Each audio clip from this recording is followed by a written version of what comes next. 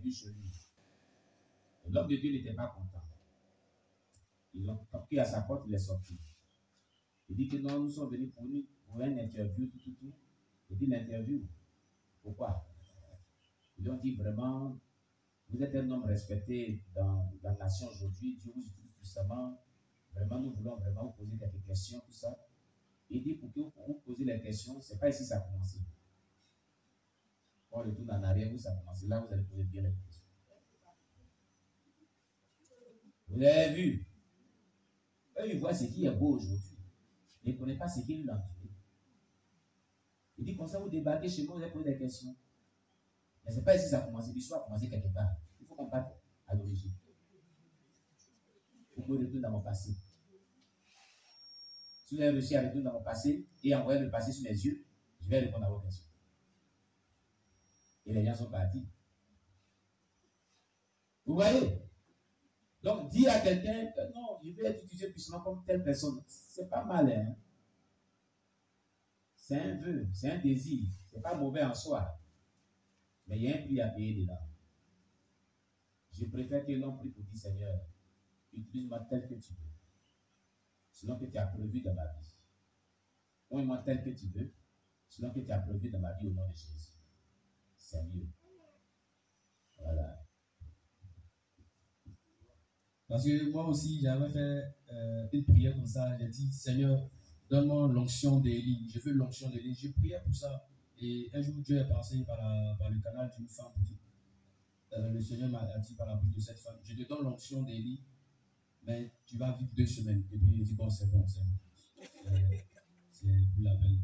Ah, tu vas vivre 2 semaines. J'ai dit, c'est bon. Non, tu veux l'onction d'Élie, tu vas vivre 2 semaines. Élie n'a pas eu un homme ministère. Donc tu as vécu 2 semaines sur la terre. Non, il faut accepter. L'onction d'Élie là, tu as vécu 2 semaines sur la terre.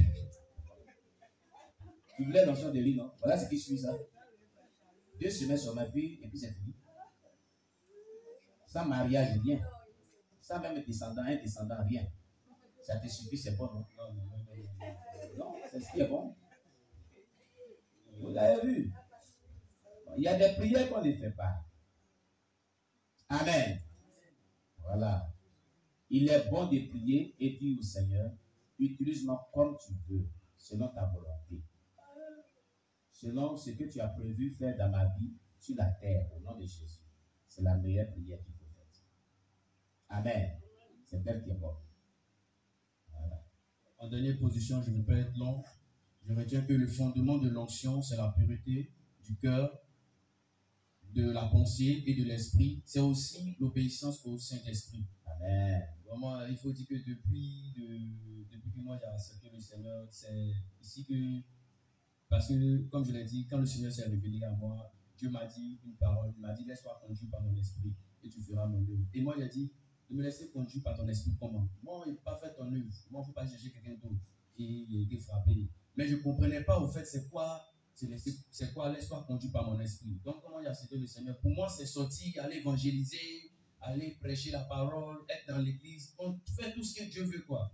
Mais aujourd'hui, par l'enseignement que vous avez donné, je comprends par là que se laisser conduire par le Saint-Esprit, c'est de faire ce que Dieu lui-même te demande. Là où Dieu veut que tu sois, c'est de collaborer avec Dieu, en fait.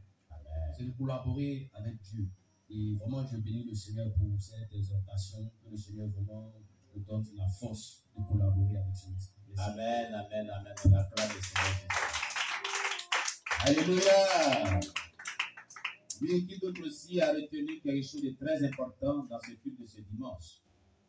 Qu'as-tu retenu qui t'a beaucoup marqué, qui t'a beaucoup touché? Que retiens-tu? Qu'est-ce qui t'a beaucoup touché? Oui, le frère Élisée. C'est qu'aujourd'hui, la maman, hein? Ça, c'est un miracle de Dieu. Alléluia. Amen. Bon, moi, ce qui est retenu sur le début, on va parler à propos du ministère. Vous pouvez parler fort dans le micro.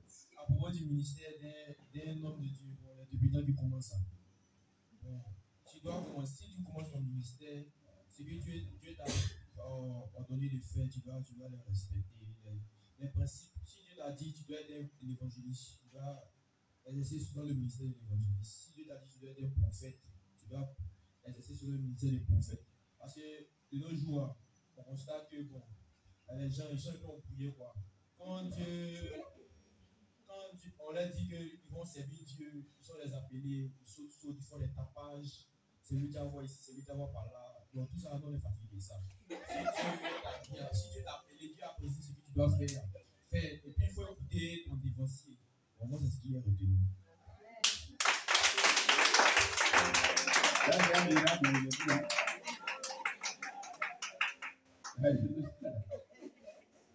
Gloire à Jésus-Christ. À travers Jésus-Christ, c'est un miracle. Hein? Gloire à Jésus.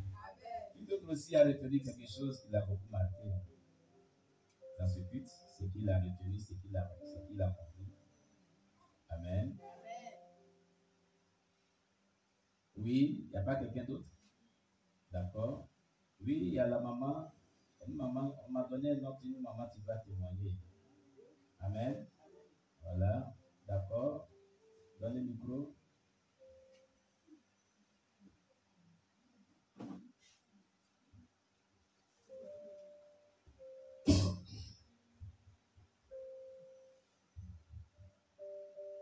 Alléluia.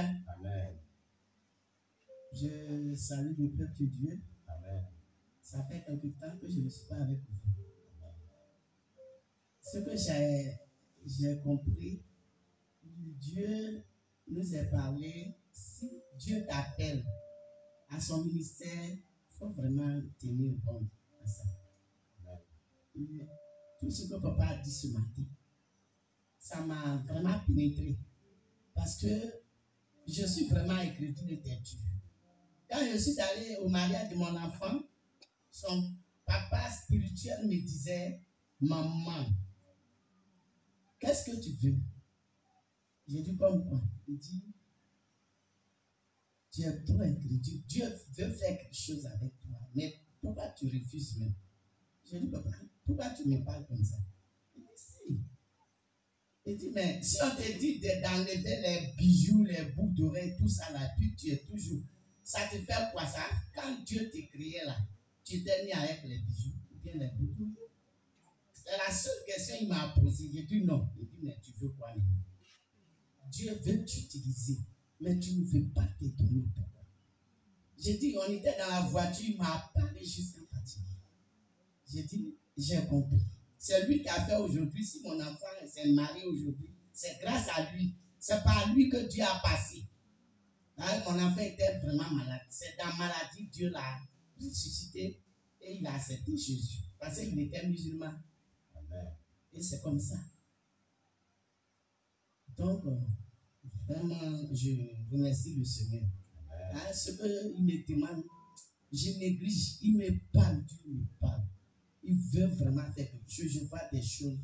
Mais les discernements que je fais avec lui, c'est pas tout ça. C'est ça. Chaque pasteur me parle de ça. Mais pour cette fois-ci, je lui ai dit, même si je ne veux plus aller dans l'église de mon pasteur, je vais rester à la maison pour prier. Et Dieu est partout. On va à l'église pour se montrer comment on s'habille, comment on fait ceci, cela. Sinon, si je ne vais pas dans l'église de mon enfant, là, je vais rester à la maison, je ne vais plus aller à l'église. Et dans ces jours, ma prière que je lui demande, j'ai dit, Seigneur, si tu veux que je me dépouille complètement là, mon enfant qu'on a attrapé, il faut le faire sortir. Comme ça, je vais faire ton œuvre. Et c'est ce que ma prière que je fais dans ces jours-là, c'est ça. Donc, vraiment, ce que papa a dit, ça m'est provenu. C'est pour moi-même. Tout ce qu'il a dit là, ça m'a touché. Oui, ça m'a touché. Je suis bien placé, mais je le dis, je suis fatigué. Dans ces jours-là même, je suis dans la maison, je ne sors pas. Je suis fatigué. Avec mon âge. Donc, je remercie le Seigneur d'avoir ouvert mes oreilles. Et il envoie toujours des hommes devant moi. Mais je n'écoute pas. Donc, je me mets à genoux devant le Seigneur pour qu'il prie pour moi. Il me pardonne. Pour qu'il me pardonne. Il m'a donné 2 pasteurs. C'est celui-là, le deuxième qui est à prison là-bas. Et je le remercie. Je lui demande pardon. D'accepter d'écouter mes cris. Ce qu'il veut que je fasse là, je vais le faire. C'est à cause des bijoux, je ne veux rien faire. C'est à cause de porter bijoux seulement que je suis têtu dans cette temps. C'est tout. Donc, je demande au Seigneur de m'accepter, de me pardonner mes péchés. C'est tout. C'est ça. C'est tout ce qui est mes péchés. M'accrocher je ne sais pas, à l'habillement. C'est tout. Donc, je demande pardon à Dieu ce matin. De m'accepter. Je ferai son œuvre, c'est vrai. Il veut m'utiliser, mais je suis vraiment têtu. Franchement. Je lui demande pardon ce matin. C'est pourquoi je me suis mis à genoux devant le peuple. Priez, aidez-moi. On va prier pour notre maman. Nous demandons pardon à Dieu pour sa vie. Prions le Seigneur. Seigneur, nous te confions notre maman. Nous demandons que tu lui pardonnes ses péchés. Nous te demandons, Jésus-Christ, de lui pardonner tout péché de désobéissance à ta voix. Nous te demandons de pouvoir vraiment jeter un regard miséricordieux à son endroit, compatissant à son endroit. Aie pitié de cette maman. Seigneur, elle voudrait, mon Dieu, mon roi, te servir. Elle reconnaît qu'elle est vraiment têtue. Elle reconnaît qu'elle est vraiment endurcie. Elle reconnaît qu'elle n'écoute pas ta voix. Seigneur, nous te prions de lui pardonner. Toutefois qu'elle t'a désobéi longtemps, toutefois qu'elle n'a pas écouté ta voix longtemps, Seigneur, pardonne-lui tous ses péchés de désobéissance. Et souviens-toi aussi du cri de son cœur. Tu lui as donné 2 enfants qui sont appelés. Mais à cause de ce qu'elle est têtue aussi, ces enfants vraiment, oh Jésus, elle se retrouve aujourd'hui en prison. Nous te demandons d'avoir miséricorde, d'avoir compassion et de jeter un regard favorable sur cet enfant qui est en prison pour l'enlever en prison. Dans le nom puissant de Jésus-Christ. Et d'avoir pitié de cette maman et de lui pardonner ses péchés et de ôter la désobéissance dans sa vie au nom de Jésus afin qu'elle puisse marcher dans la soumission de ta parole. Au nom de Jésus-Christ que nous t'avons prié. Amen.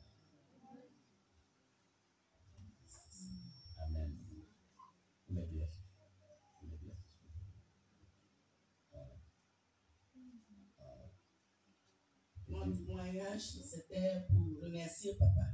Amen. Parce que papa, il a beau fait pour moi. C'est grâce à lui que je suis arrêté devant vous aujourd'hui. Non, c'est grâce Parce à que Dieu. c'est grâce à Dieu, c'est par lui que Dieu a passé pour me guérir. Parce que je souffrais. J'avais une maladie, mais je ne savais pas que cette maladie pouvait m'apporter. Et il a dit, maman, aujourd'hui là, je vais t'accompagner chez mon docteur. Et c'est comme ça qu'il m'a accompagné chez son docteur. Je n'avais même pas 5 ans. Le docteur, il est parti me mettre dans l'appareil. Mais avant de te mettre dans l'appareil, on paye. Et il a dit, fais-la rentrer. Ils m'ont fait rentrer. Il était assis auprès de moi quand le docteur faisait l'examen.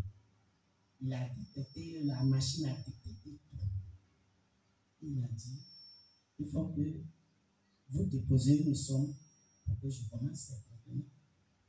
Et le monsieur, il n'a pas refusé. Il a déposé une somme et le docteur a demandé. Et le docteur a commencé à me traiter. Et c'est dans ce traitement-là, j'ai eu la force. Dieu a permis que je me retrouve. Sinon, quand le docteur m'a dit, si la semaine passait, elle allait rentrer dans un coma profond. Et elle n'allait plus se retrouver. J'ai commencé à pleurer. Pleurer comme un enfant. C'est papa même qui me consolait avec le docteur. Et sa fille qui était présente, sa secrétaire. J'ai prié jusqu'à fatiguer. Il dit, ne pleure pas. Tu as ta soeur déjà dit, tu pleures pourquoi? Et c'est comme ça qu'on a suivi les tortures. On a suivi les tortures. Je sais combien il a mis. C'est Dieu seul qui va lui remettre ça. Lui récompense. C'est pourquoi où je suis là,